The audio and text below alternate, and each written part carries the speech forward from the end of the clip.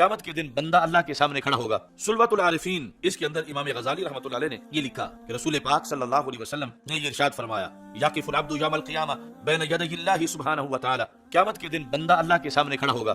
فیقول یا رب ارحمنی، مجھ پہ رحم کر. یعنی یہ دعا تو دنیا بھی مانگتا ہے دنیا میں، لیکن قیامت کے دن تو اور کوئی سہارا ہی نہیں ہوگا. تو بندہ اللہ کے سامنے کھڑا ہے، ڈر ہے کہ میرے گناہ بڑے ہیں، تو کہتے ہیں رب مجھ پہ رحم کر. سرکار فرماتے ہیں یعنی مستقبل کی منظر کشی کرتے ہوئے کہ یہ کہے گا اے اللہ مجھ پہ رحم کر، تو اللہ رحم کرنے کے لیے شرط لگا دے گا. یعنی تب رحم ہوگا تجھ پہ، اگر تو نے یہ کام کیا ہے تو پھر رحم ہوگا، ورنہ رحم نہیں ہوگا. تو رسول پاک صلی اللہ علیہ وسلم نے جو کچھ قیامت کو ہونا ہے وہ پہلے بتا دیا تاکہ امت کے اوپر حل کر کے جائے.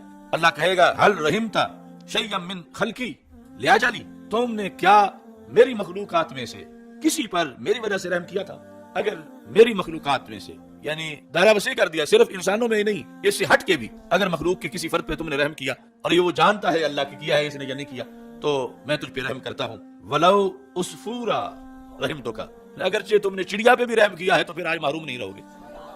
ولو عصفورا یعنی یہ نہیں کہ اشرف المخلوقات انسان پہ اس پہ رحم کیا تو پھر تو بڑا درجہ ہے. اگرچہ عصفور ایک چھوٹی سی چڑیا پر بھی تو نے رحم کیا دنیا میں تو رحم تو کا، پھر تو پریشان نہ ہو، میں تجھ پہ رحم کروں گا.